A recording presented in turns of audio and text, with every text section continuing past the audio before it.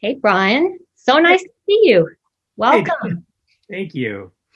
I'm Donna Chacko, and I'm here with Brian, whom I will introduce in a minute, with Serenity and Health. And we're continuing with this series of pop-up conversations that have been, at least for me, really fun and revealing and informative. So it's a real pleasure to have you with us today. So Brian is a lawyer and a spiritual director.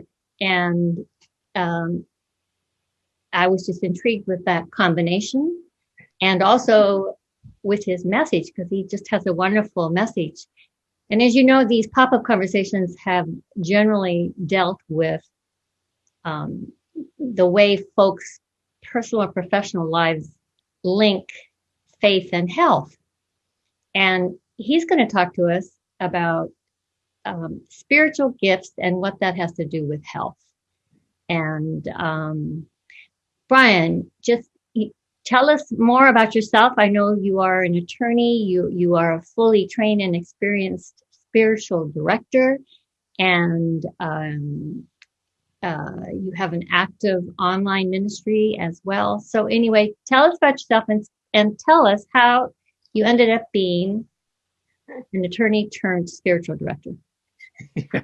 It's kind of an interesting pathway, isn't it? Yeah, a lawyer and a spiritual director. It's like, how do those fit with each other? Well, just in briefly, as a little kid, my parents were great in providing good foundation. And I remember probably in fifth grade, I loved when it rained to go outside and just take a stick. And when it rained and the leaves were all, fill in the gutter and just unstop the leaves and watch the water flow.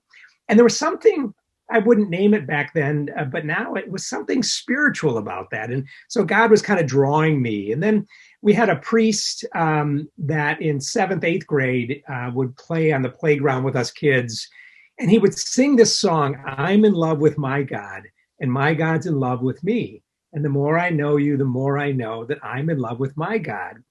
And that song and Father Joyce led me to really want to be a priest. So in eighth grade, I went to my parents and said, can I go to the seminary? And they said, no, you're too young. Okay. So I thought I had a calling as a priest, but just continued with my schooling. High school had the same thing, would meet with a different priest at times. Didn't know if there's a calling. In college, I met who became my wife, Denise, and in my senior year of college, and I still had that nudge to whether I was going to be a lawyer or a priest. I had signed up for law school, was accepted, met my wife, Denise, and really was struggling with where should I go, God? Where's God calling me? And a friend of the family said, who was a priest, also invited me to come and have dinner with him. And he said something so profound. He said, our lives are like a tapestry. And if you turn tapestry over, you see all these threads. And he said, so turn the tapestry of your life over. And what are the threads you see? And he said, well, yeah, I said, well, I've met this wonderful gal.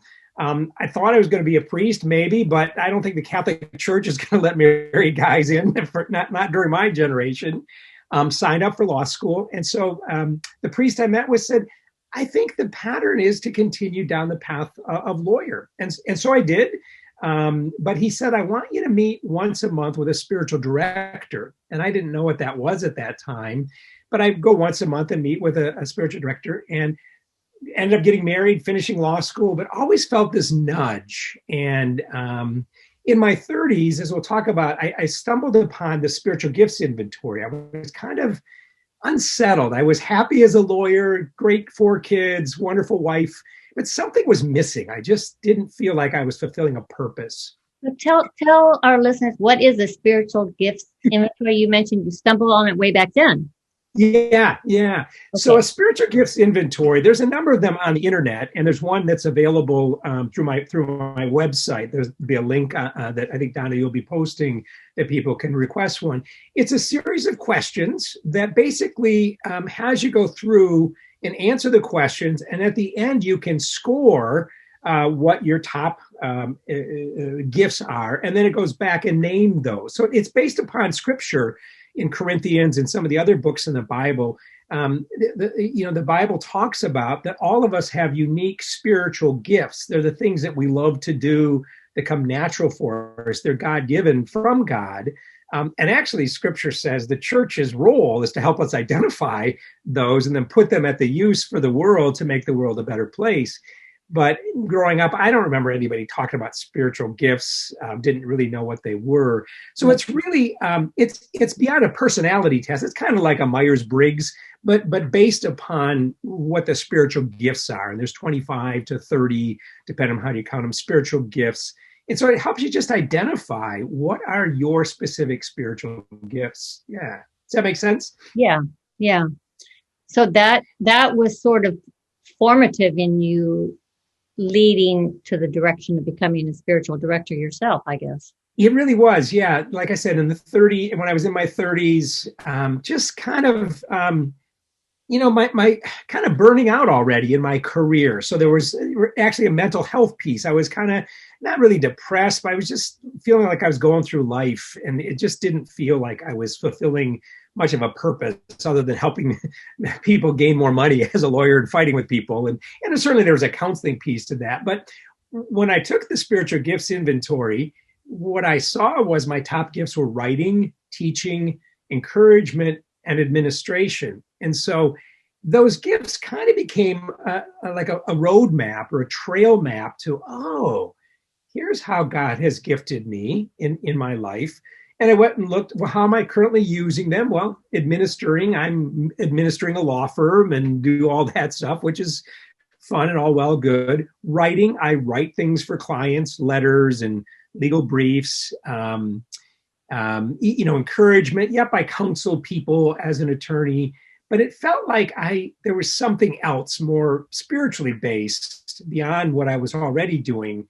But you said something really important. You said you mentioned a mental health piece. You were not very happy. You were, I don't know if it was anxious or depressed or whatever. So that kind of is what I sort of jump into with my emphasis on health. That tells me you weren't using your gifts the way God wanted you to, and the result was some sort of mental health imbalance. You just weren't flowing, to use your word. Yeah, exactly. Yeah, it now I would call it a God nudge. When we're discontent at times. I was discontented. Going to work, but I was grumpy. I was frustrated. Didn't really find a purpose like in what I was doing. And looking back now, I recognize not that God caused that, but it was that little poke in God kind of saying, well, okay, there's more to this. And so slowly it began to unfold that as I took the spiritual gifts inventory, it's like, all of a sudden I saw something in the horizon. I didn't know what it was, but I knew there was a purpose. And my mental health started improving because I didn't know exactly where God was leading me. But I felt like, okay, there's more to life than just this 9 to 5 or 8 to 6 job that I do every day. Yeah. So that began, to help. So that's a good message for anybody listening. If somehow you're just slugging along and maybe you're not really robustly enjoying life, or you're stressed out, because who's not stressed out this day and age? But anyway, if things aren't just right, then pay real close attention to what Brian's going to tell us about this spiritual gift inventory, because maybe if you figure things out, what gifts you have, what maybe you're not using, maybe that's going to be your road to better closeness to God, for sure, doing his will, but also health. What I talk about in my book, Finding Flow, Doable Spiritual Practices to Reclaim Inner Peace, Balance, and Wholeness, is that there's this pattern of growth and transformation that's really universal to all of us. And we go through order, like, okay, as a lawyer, I was happy raising my kids, great wife, in 37 years. Order was, but then there's the disorder that happens, like, I'm uncomfortable. I'm not happy. I'm not feeling a purpose in my life. So we listen to the disorder instead of pushing it away or trying to numb it with drugs, alcohol, or shopping, or whatever it is. The disorder is really kind of the wake-up call. Okay, something isn't balanced here. The mental health piece isn't working. Mm-hmm. And so we gently push against it by doing something concrete into reorder. And so for me, the disorder, the not being happy in my career, not feeling I was fulfilling a purpose that I was called to do, was the disorder.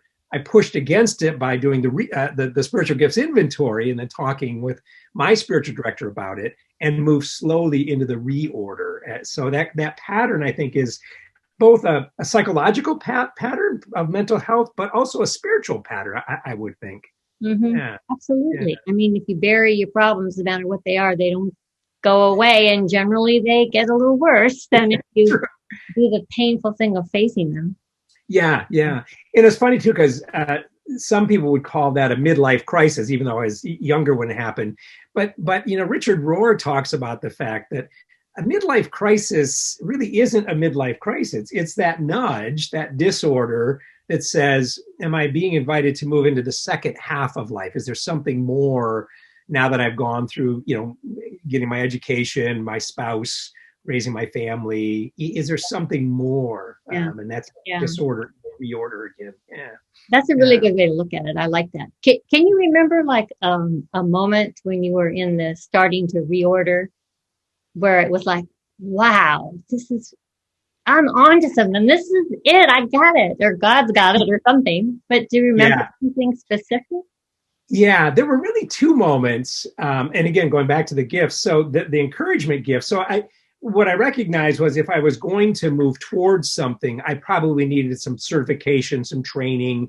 So that's when I started the 3-year certification program at a spiritual life center here in Grand Rapids, ultimately getting a master's in pastoral counseling. But and I remember when I walked into the first class for spiritual direction, it's like I found my peeps. Like there were only 12 of us, but it's like, yes, I'm not weird. There are people seeking the spiritual path. There are people that want to talk about God.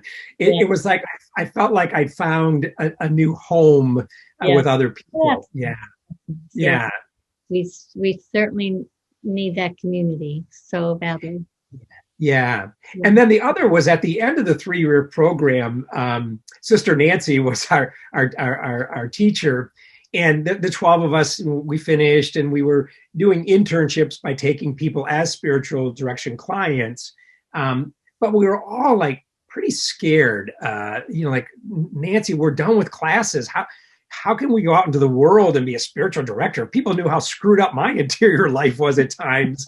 They'd never come to for direction. And we're all kind of sharing that same angst, I guess, the fear of using our gifts. What a lot of time that does come along with it is that fear of, really, am I, able to use this gift with God's grace? And so we're kind of, belly aching with Nancy. You're thinking she'd give us some empathy. And she looked at us and she shook her finger and she says, look, God gave each one of you a gift. It's the gift of encouragement, and you need to go out in the world and use it. Otherwise, you're putting your light under a bushel basket. And I mean, it was kind of in our face, but it was one of those, she's right. I need to not hide behind how God has created me. Granted, there's humility involved in using our gifts, because we do need to allow God to use us as vessels, and otherwise we get trapped in our egos using gifts.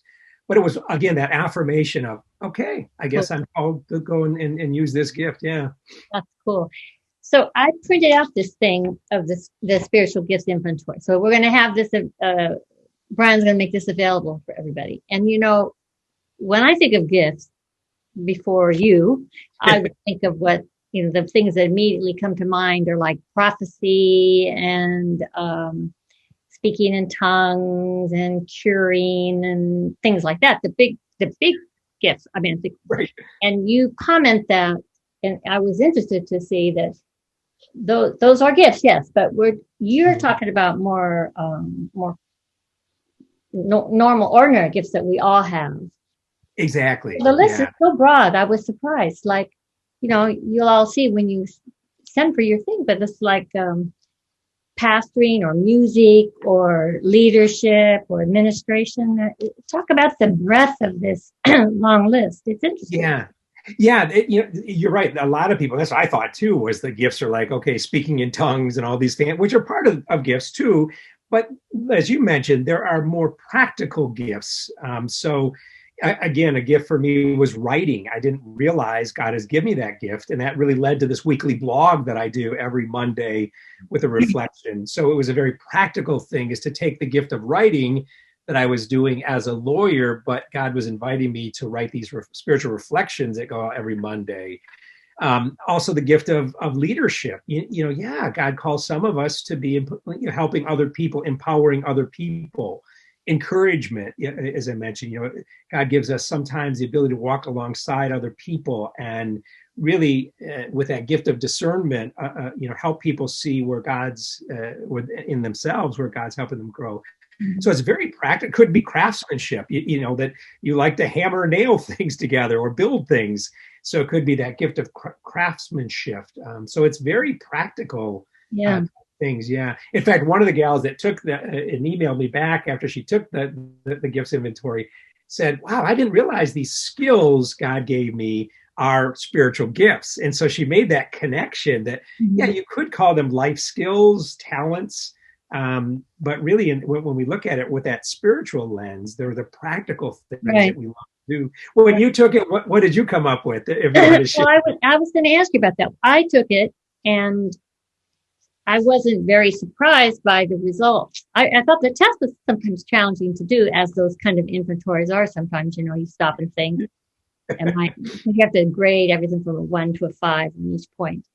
Anyway, I ended up with the knowledge, pastoring, writing, administration, and intercession. And so when I think about what I'm doing now, that's a reasonably good fit, I think. I thought. So it made me feel good. But I can imagine it would be kind of disconcerting if you took this and found out that you weren't using any of your gifts. Do you run into that very often with your clients? Yeah. I think more often than not, the reaction is, wow, this just affirms the gifts that I am already been given. Yeah. But yeah, sometimes it's like, wow, I didn't realize that. My daughter took it. I'm trying to think. The gift of administration really surprised her. She's like, what's that about? She was thinking of administering like I'm running a big corporation or anything. Yeah. And she's a dietitian. And what she realized is, with ministering, she has a team of people that she administers, helps them chart things and teaches them. So she was thinking administration was different than that. So I think the reality of it is some of the gifts sometimes surprise us. And then that's the beauty of it, is you go back and say, well, gosh, where am I currently using that gift? Or do I feel drawn to use that gift? Yeah. So it's kind of a both and. Some of the things are just very affirming, like, yep, that's what the gift, that's what I've been doing, or, am called to do. Others are a little bit of surprise that takes some unpacking, maybe with either spiritual director or trusted loved one or a wise counselor. So, yeah. So. Yeah, the affirming part, see that even if you were going through a really rough patch in life, like we talked about somebody that felt a whole lot of disorder, if they took the test, took the inventory and did find that maybe they were using their gifts, that might be therapeutic in and of itself, just to say, yeah, I'm doing what God wants me to do. I'm using my gifts. This is good. Exactly. Yeah. My dad died years ago. My mom was in assisted living with dementia up and down, and she just felt no purpose. It's like, what's my purpose? And she took the spiritual gifts inventory, and intercessory prayer came up, and she's like, oh, I think that's what God, because that's what she loved to pray. She said the rosary, she would pray all the time, as much as she could. She prayed for us kids and everything. And she went, oh, that's what I'm called to do at this phase of my life, is just to pray for people. And not just to pray, but the power of that intercessory prayer. So yeah, like you said, the affirmation for her was, wow, I know what I'm doing. I have a purpose here. And I think that's what, there's a lot of mental health and things that I've read in studies, and you can probably affirm that having a purpose is so important in life, and because we are purpose-filled people. And I think that's what the spiritual gifts inventory does. It's, okay, here's my purpose in life. Right. And the beauty of it is they're life-giving, because when we use our gifts, we're excited, we feel happy, like, yeah, this is really cool. And we receive back, not that we do it for that reason, but we receive the love and the affirmation from other people. Well, that really helped me, what you did. So there's that, wouldn't it be like God, that there's this giving and receiving of unconditional love back and forth. Yeah. Having a purpose, having a meaning in life is, the psychologists put that in the category of things that build resilience. And the more resilience we have, the more we'll be able to adapt and cope with stress. Okay. And the less stress we have, of course, the more happy and healthy we will be. Yeah. Because stressors we can't eliminate, but sometimes we can do a lot to reduce our stress reaction, because it's all a lot in the head. Yeah, exactly. And I think it also helps with addiction. So I volunteer at a men's rehab center where the guys go through 4 months of intensive in-house treatment. But one of the hugest pieces is spiritual direction. They have to every week meet with a spiritual director. And so we'll often do the spiritual gifts inventory, because what they recognize is, my life didn't feel very purposeful. And so I drank or did drugs or anything just to numb the pain. They didn't realize it back then. But like you said, it got worse, obviously. And as they recognize, oh, wow, here's my gifts, you can see them begin to dream, when I'm done with this program, maybe I'll go back to school to get this gift, further refined, or maybe I'll want to do this. So it begins to move them away from that dependency on numbing the disorder of life, and realizing, oh, wow, there's something better beyond this. And that becomes kind of an instrument. Or for people that are retired too, so many times, people retire and they have no idea what they're going to do with their time. Yeah. And golfing gets a little boring after a while. And so that spiritual gifts inventory is helpful. What am I going to do with this next season of my life? Yeah. Yeah, I think that's a great time to do it. Planning, when you quit working a regular job, for many folks, it's a big, huge change to fill that up. Yeah. There's a book I read years ago after I took the spiritual gifts inventory, called Halftime by Bob Brubaker. And he talks about that there are 2 seasons in our lives. Richard Rohr talks about that in Falling Upwards too. Yeah. The first is, what they call the survival phase, getting our educations, raising our family, spouse, partners. That's the first phase, and a very important part of our lives. But they also talk about there's a second phase, a second season of our lives. And many times we have to begin to prepare for that. And that may mean some education, some retooling, some classwork, or whatever it is, trying out different things. And I love how they put that in the 2 seasons of life, because I look at the gifts I used in the first season of life. I was using those gifts, and I'm glad I'm grateful for them. But the use of our gifts can change over time. So as I grew older into the second phase of life, there was a shift in the use of my gift. And the one gift I kind of dropped off because I'm tired of is administration. I was like, I don't want to run anything anymore. I just want to, do the other gifts. Yeah. So it's fun how they can change over time. Yeah. It makes me realize too how blessed we are, those of us who have our health and have a second half of life, because when I think about where I am in my head and my heart now on my journey compared to where I was 20 or 30 years ago, I'm feel grateful. I got to grow, you know what I mean? That's another reason why I think why we are all called to take care of our temples, so that we can have that gift of that second half to grow and, I don't know, make amends or do whatever we want to do to be better. Yeah. And I love your message, Donna, of mind, body, spirit. The 3 are all connected. Our mental health, our physical health, So, I mean, you can't just put one in a category. They're like a trinity basically, and each one of them requires some effort and some conscious inner work sometimes. Yeah. Right. So for our listeners, so we know that it would be great if you guys wanted to get the inventory and take it. And then you mentioned a couple books. We can, if you have any other resources, what else do you want to suggest take home for for our listeners about this? Sure. Yeah. It's a fascinating topic to me. Sure. Yeah. So the first thing, as you mentioned, is certainly download. When you hit the link on your website, you put in your email address and then I'll email you the spiritual gifts inventory. So one is to take it. I've offered to people if they want to set up a Zoom call to talk about it, questions. I had a guy today that just had some follow-up questions on it. So feel free to email me and we can set up a phone or Zoom conference at no charge at all. I love to do this just because it makes me come alive too. The other would be I typically do a monthly webinar for free on Zoom. And so look for that on social media. I do Is there a link that you can give me that I can put on the show notes for that? Yeah, it would be on www.brianplachta.net. Okay. And then on my website, one of the tabs on the top is upcoming workshops, finding the workshops. So they can click on that to register, and then I send the link for the Zoom. And then I do this weekly, every Monday, I call it Simple Wisdom for Everyday Reflections. I'm just kind of me integrating spirituality with real life and what I'm learning. And that goes out every Monday just as a nudge for people to start their week.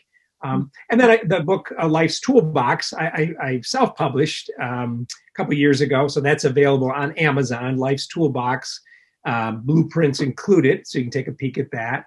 And then the Finding Flow book will be out with Paulus Press probably this fall or later this year. So that'll be coming down the pike. So, and I would just encourage people, listen to those God nudges. I mean, if they're listening to this podcast, it probably was a God nudge to say, well, I think I'll check out what Donna is, presenting this week.